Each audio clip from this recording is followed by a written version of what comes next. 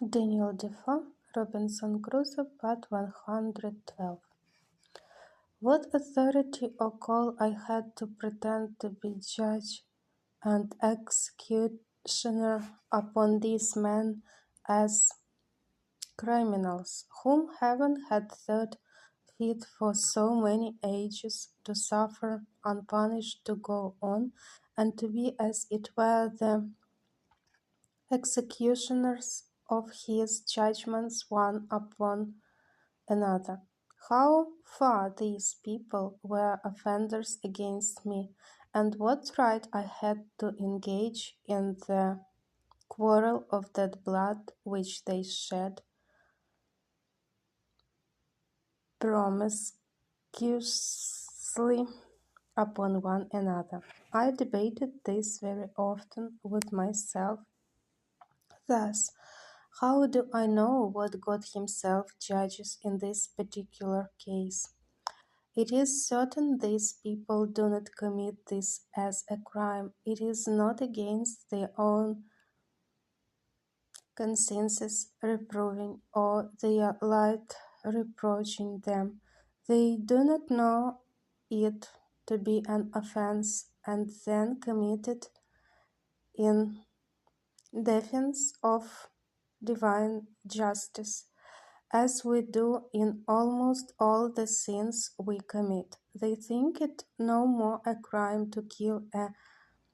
captive taken in war than we do to kill an ox, or to eat human flesh than we do to eat mutton. When I considered this a little, it followed necessarily that I was certainly in the wrong, that these people were not murderers, in the sense that I had before condemned them in my thoughts, any more than those Christians were murderers who often put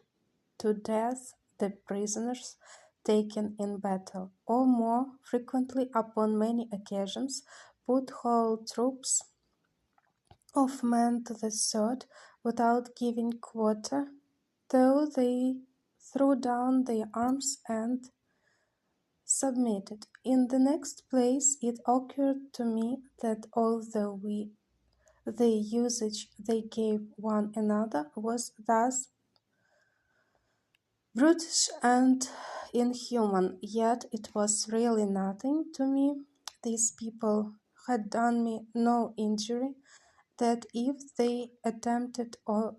I saw it necessary for my immediate preservation,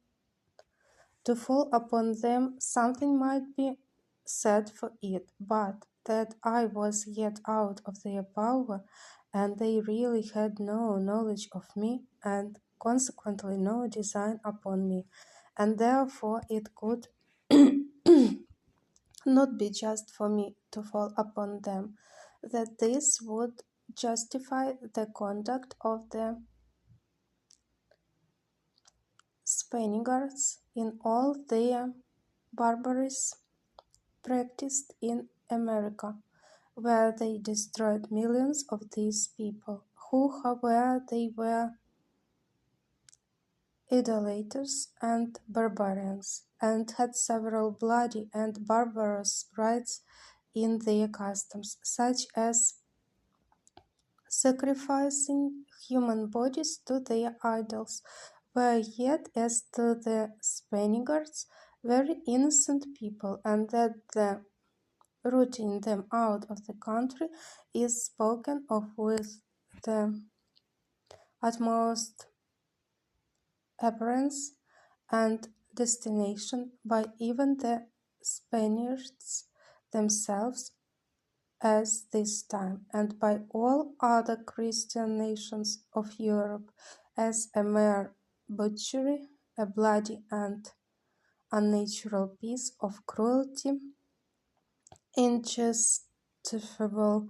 either to God or man, and for which the very name of a Spaniard is reckoned to be frightful and terrible to all people of humanity, or of Christian compassion, as if the kingdom of Spain were particularly eminent for the produce of a race of men who were without principles of tenderness or the common bowels of pity to the miserable, which is reckoned to be a mark of generous temper in the mind.